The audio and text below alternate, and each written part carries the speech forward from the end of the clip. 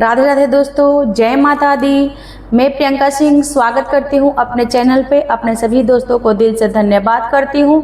आज बहुत ही प्यारा एक सुंदर सा शिव चर्चा स्पेशल गीत सुना रही हूँ, जो भोले बाबा से एक भक्त क्या अरदास लगा रहे। बुढ़ापे में जवानी और बचपन सब ऐसे निकल गया, बुढ़ापा में उसे एहसास हो रहा है कि हमने गुरु का भजन नहीं किया। तो एक भक्त का भाव सुनिए इस भजन में। वीडियो अच्छे लगे तो 10 से 10 शेयर कीजिएगा। धन्यवाद। कैसे करी गुरु के भजनिया हो, देहिया लाचार हो गईल। कैसे करी गुरु के भजनिया हो, देहिया लाचार हो गईल।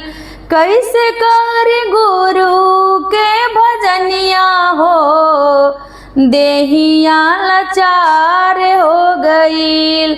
कैनिहा में बहुते नदनिया हो, देहिया लाचार हो गईल।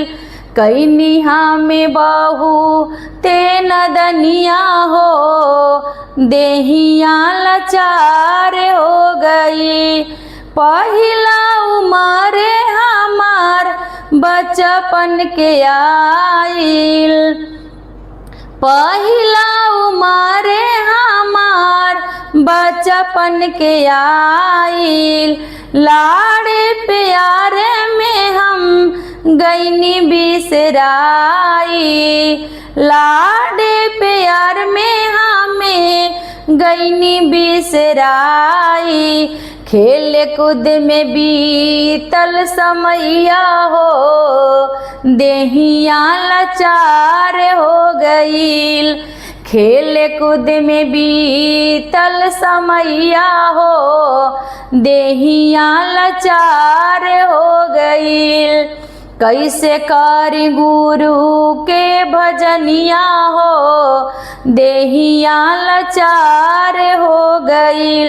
दूसरा उमरे जाबे आइले जवानी, अपने ही धुन में कैनी मन मानी।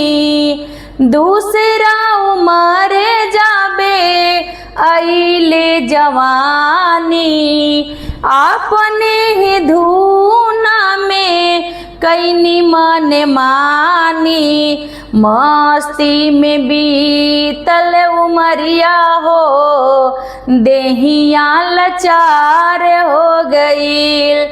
मस्ती में बीतल उमरिया हो, देहिया लाचार हो गईल।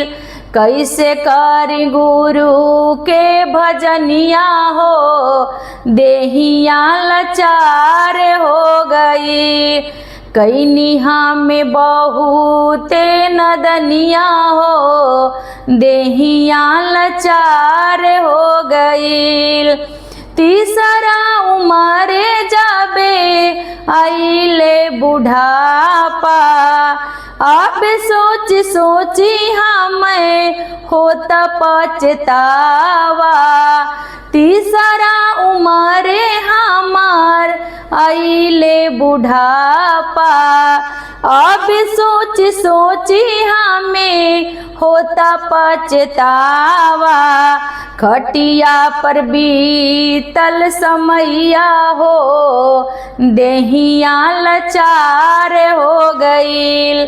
खटिया पर बीतल समैया हो, देहिया लाचार हो गईल।